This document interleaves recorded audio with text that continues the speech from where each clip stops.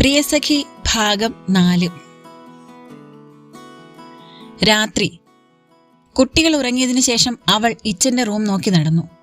അവൻ കട്ടിലിരുന്ന് ലാപ്പിൽ എന്തോ ചെയ്യുകയും ഫോണിൽ സംസാരിക്കുകയുമായിരുന്നു. അവളെ കണ്ട് അവൻ സംഭാഷണം അവസാനിപ്പിച്ചു. എന്താ കൊച്ചു? ഇച്ച, ഞാൻ ഇന്ന് ഇവിടെയാണ് കിടക്കുന്നത്. വിന്നി അവളെ നോക്കി പുഞ്ചിരിച്ചു. ശേഷം ലാപ്പടച്ച് മാറ്റിവെച്ചു. എന്റെ മോള് ഒന്നുകൊണ്ടും വിഷമിക്കരുത്, എല്ലാം ശരിയാകും. അവളുടെ തലയിൽ തലോടിക്കൊണ്ട് അവൻ പറഞ്ഞു. കിടന്നോ, ഞാൻ ലൈറ്റ് കെടുത്താം. അവളുടെ മറുപടി ഒന്നുമില്ലാത്തതുകൊണ്ട് അവൻ വീണ്ടും പറഞ്ഞു. അവന്റെ നെഞ്ചോട് ചേർന്ന് കിടക്കുമ്പോൾ ഇത്രയും നാൾ അടക്കി നിർത്തിയ കണ്ണുനീർ വിന്നിയുടെ നെഞ്ച് പൊള്ളിച്ചു. അവന്റെ കണ്ണിലും ഒരു തുള്ളി കണ്ണുനീർ നിറഞ്ഞു. വല്ലിയുടെ വീടിന് എതിർവശത്തെ വീട്ടിൽ അപ്പോഴും ഉറക്കം വരാതെ കിടക്കുകയായിരുന്നു 2 പേർ. ഒരാളുടെ കണ്ണിലും മനസ്സിലും പ്രേമം നിറഞ്ഞപ്പോൾ മറ്റൊരാളുടെ കണ്ണിൽ നിറഞ്ഞത് പകയാണ്. അയാൾ ഫോൺ എടുത്ത് ഒരു നമ്പറിലേക്ക് വിളിച്ചു. അവൾ എത്തിയിട്ടുണ്ട്. നീ അറിഞ്ഞോ ഇല്ലയോ എന്നത് എന്റെ വിഷയമല്ല. ഇനിയും അവൾ എന്റെ വഴിക്ക് കുറുകെ വരാൻ പാടില്ല.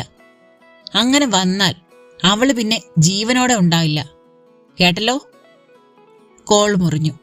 ഫോൺ എടുത്തയാൾ ദേഷ്യത്തിൽ ഫോൺ എറിഞ്ഞുടച്ചു. വല്ലി, ഞാൻ വരികയാണ്. നിന്നെ ആർക്കും വിട്ടുകൊടുക്കാൻ എനിക്ക് കഴിയില്ല. കുട്ടികൾക്ക് പഠിക്കാൻ പോകാനുള്ള കാരണം എല്ലാവരും രാവിലെ തന്നെ ഇറങ്ങി.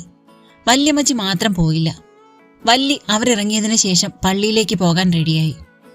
നടന്നു പോകാനാണ് അവൾ തീരുമാനിച്ചത്. എത്രയോ കാലമായി അവൾക്ക് നഷ്ടപ്പെട്ട അനുഭവമാണിത്. നാട്ടുവഴിയിലൂടെ തന്റെ പ്രിയ തോഴിയുടെ കയ്യും പിടിച്ചുള്ള നടപ്പ്. വീട്ടിൽ നിന്നിറങ്ങുമ്പോൾ എതിരെയുള്ള വീട്ടിലേക്ക് അവളുടെ കണ്ണുകൾ പതിച്ചു. അവൾ ആഗ്രഹിച്ച ആൾ അവിടെ ഇല്ലായിരുന്നു. ഇല്ലെങ്കിൽ താൻ പള്ളിയിൽ പോകാൻ ഇറങ്ങുന്ന ഈ സമയത്ത് അമ്പലത്തിലേക്ക് പോകാൻ പൂക്കളും തുളസിയും മറ്റും കൂടയിൽ നിറച്ച് ആ വീടിന്റെ മുന്നിൽ ഉണ്ടായിരുന്നേനെ. പക്ഷെ അവൾ കണ്ടില്ലെങ്കിലും അവളെ നോക്കി നിൽക്കുന്ന 2 പേര് ആ വീട്ടിലുണ്ടായിരുന്നു. വളരെ പതുക്കെ ഓരോ ചുവടും ആസ്വദിച്ചാണ് അവൾ നടന്നു നീങ്ങിയത്. മുക്കോട്ടിൽ അമ്പലത്തിന് മുന്നിലെത്തിയ അവൾ ഒരു നിമിഷം അവിടെ നിന്നു. പിന്നെ മുക്കോട്ടിലമ്മയെ പ്രാർത്ഥിച്ചു. പിന്നെ മുന്നോട്ട് നടന്ന് റോഡിൽ നിന്നും ചെറിയ ഇടവഴി കയറി മറ്റൊരു റോഡിലേക്ക് ഇറങ്ങി. അതിനടുത്ത് തന്നെയായിരുന്നു പള്ളി. കുർബാന ഇല്ലാത്തതുകൊണ്ട് പള്ളിമുറ്റം വിജനമായിരുന്നു. അവൾ അകത്തു കയറി തന്റെ ആകുലതകളും സങ്കടങ്ങളും മാതാവിൽ സമർപ്പിച്ചു. മാതാവിന്റെ മധ്യസ്ഥ പ്രാർത്ഥനയിൽ തന്റെ അപേക്ഷകളും ഉണ്ടാകണമേ എന്ന് പ്രാർത്ഥിച്ചു. മനസ്സിൽ മഞ്ഞു വീഴുന്ന പോലെ തോന്നി. അതെ, മനസ്സ് തണുത്തിരിക്കുന്നു. പള്ളിയിൽ നിന്നിറങ്ങി അവളെ പള്ളിയിലച്ഛൻ തടഞ്ഞു നിർത്തി. വല്ലി, നീ എത്തിയോ? എത്ര നാളായി മോളെ? ജോലിക്ക് പോയതല്ലേ അച്ചോ, പെട്ടെന്ന് ഓടി വരാനും പറ്റില്ലല്ലോ, അതാ. അത് ചുമ്മാ. കുരിശിങ്ക തറവാട്ടിലെ ഏക പെൺതരിക്ക് ജോലി ചെയ്ത് ജീവിക്കേണ്ട ഗതികേടൊന്നും ഇല്ലെന്ന് എനിക്കറിയാം. പിന്നെ നിന്റെ ആഗ്രഹവും ഇഷ്ടവും അതായത് കൊണ്ടാണെന്ന് എനിക്ക് മനസ്സിലാവും. വല്ലി പുഞ്ചിരിച്ചു. മോളെ, നീ വന്ന സ്ഥിതിക്ക് ഒരു സഹായം ചോദിക്കട്ടെ. കൊയറിലേക്ക് പിള്ളേരെ പഠിപ്പിക്കാൻ ഒരാളെ ആവശ്യമുണ്ട്. നിനക്ക് പറ്റുമോ കൊച്ചേ?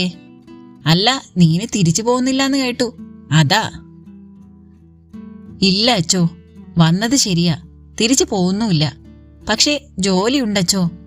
ആകെ ഓഫ് ഞായറാഴ്ചയാണ്. അതെനിക്ക് വേണം അച്ചോ. എന്നാ മോള് നടന്നോ, ഞാൻ അവറാച്ച എന്നെടുക്കുന്നു എന്നൊന്ന് നോക്കട്ടെ. അച്ഛൻ കുശിനിയിലേക്ക് നീങ്ങി. തിരിച്ചും അവൾ നാടിന്റെ സൗന്ദര്യം ആസ്വദിച്ച് പയ്യെയാണ് വന്നത്. ഇച്ചായന്റെ കാർ അപ്പുറത്തെ റോഡിലൂടെ പോകുന്നത് അവൾ കണ്ടു. ഓഫീസിലേക്കായിരിക്കും. ദുഷ്ടൻ, ഇന്ന് ലീവ് എടുത്തുകൂടെ? എത്ര നാളിന് ശേഷം ഞാനിങ്ങ് എത്തിയത്. എന്നിട്ടും ഓരോന്നാലോചിച്ച് മുന്നോട്ട് നടക്കുമ്പോഴാണ് പിന്നിൽ നിന്നും ഒരു വിളി കേട്ടത്. എടീ! ഒരലർച്ച പോലെയാണ് വല്ലിക്ക് അത് തോന്നിയത്. വിളിച്ച ആളെ കണ്ടതും വല്ലിയുടെ മുഖം ചുവന്നു. നീ വന്നു അല്ലേ? വല്ലി അവളെ നോക്കി പുച്ഛത്തോടെ ചിരിച്ചു. അതെ, വന്നു. അതിന്? വന്നത് കൊള്ളാം. എന്റെ കിച്ചുവേട്ടനെ വശീകരിക്കാൻ വീണ്ടും ആ വഴിയെങ്ങാനും വന്ന ഈ ആദ്യം ആരാണെന്ന് നീ അറിയും. ഒരു നിമിഷം വല്ലി മിണ്ടാതെ നിന്നു. മോളെ ആതിരേ, പണ്ടത്തെ വല്ലി ആയിരുന്നുവെങ്കില് നിനക്കിപ്പോ എന്ത് സംഭവിച്ചു കാണോന്ന് നീ ഒന്ന് ആലോചിക്കുന്നത് നല്ലതാ. വെറുതെ ഉറങ്ങിക്കിടക്കുന്ന പഴയ വല്ലിയെ നീ എന്റെ ഉള്ളിൽ നിന്നും വലിച്ചു പുറത്തേക്കിടരുത്. അത് നീയും നിന്റെ കൂടെ നിൽക്കുന്നവരും താങ്ങില്ല. നീ കുറിച്ചു വെച്ചോ, എന്റെ കിച്ചുവേട്ടനെ ഞാൻ വിട്ടുതരില്ല. കിച്ചുവേട്ടൻ എന്നും എന്റേത് മാത്രമാണ്. ഹോ, അടിയൻ കുറിച്ചു വെച്ചു. നിന്ന് ചൊറിയാതെ പോടി. ഞാൻ ഈ സൗന്ദര്യമൊക്കെ ഒന്ന് ആസ്വദിക്കട്ടെ. അതും പറഞ്ഞ് വല്ലി ആതിരയെ പുച്ഛിച്ചു തള്ളി നടന്നു.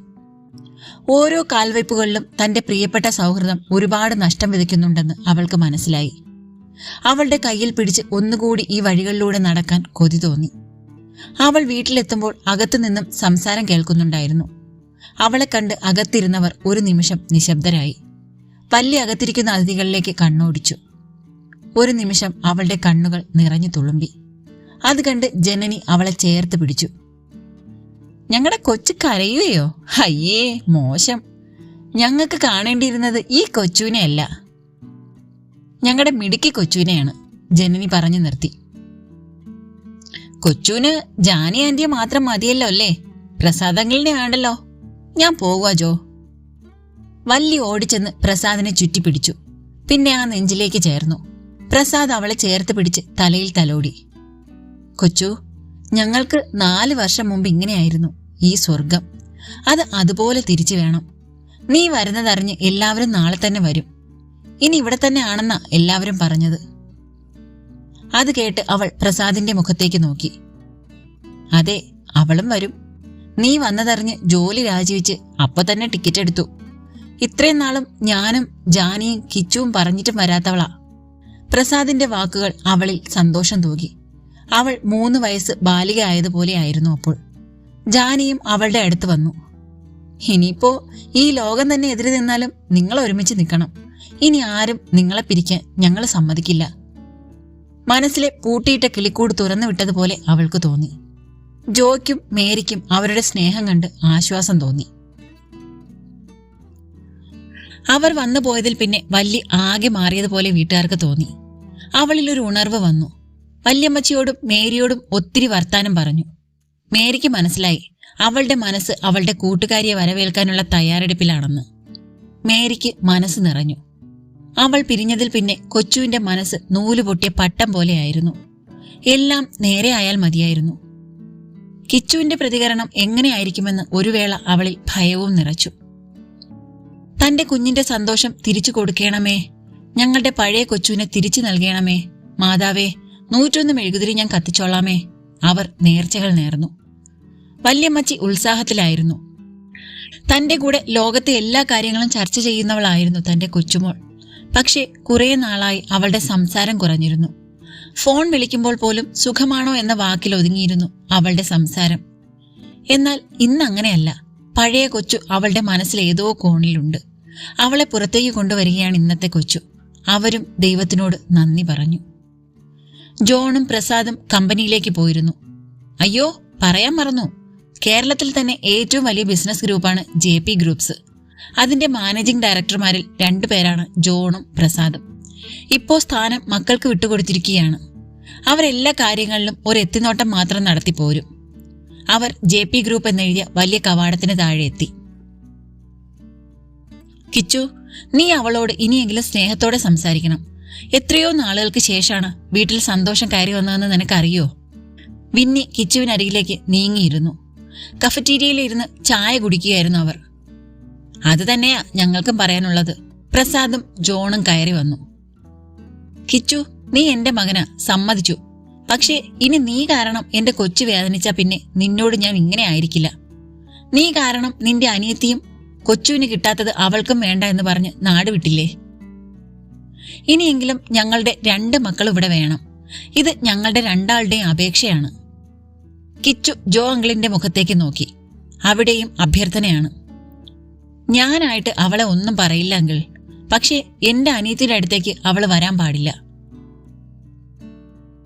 ഇത് നീ നിന്റെ അനിയത്തിയോട് പറഞ്ഞാൽ മതി, അല്ലാതെ കൊച്ചുവിനോട് പറയണ്ട. നീയും ഞാനും നിന്റെ അമ്മയും കഴിഞ്ഞ എത്രയോ വർഷമായി പരിശ്രമിച്ചു. നീ അവിടെ പോയി വിളിച്ചോണ്ട് വരാനും ശ്രമിച്ചില്ലേ? അവള് വന്നോ?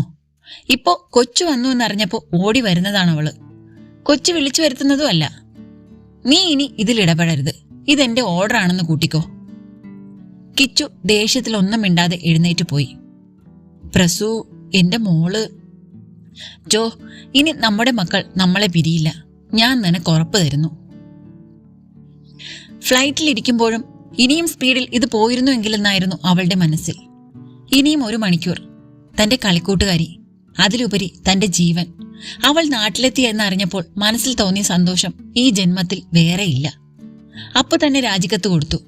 രാജിക്കത്തിലേക്ക് നോക്കി ആ സായിപ്പ് പറ്റില്ല എന്ന് പറഞ്ഞുവെങ്കിലും ഇനി എനിക്ക് ജോലി വേണ്ട, എന്റെ ജീവൻ വന്നു എന്ന് പറഞ്ഞ് ഓടിയതാണ്. ആദ്യമായി സമയത്തിന് ഒച്ചിന്റെ സ്പീഡാണെന്ന് തോന്നി. എങ്ങനെയൊക്കെയോ കൊച്ചി അന്താരാഷ്ട്ര വിമാനത്താവളത്തിൽ ഇറങ്ങി.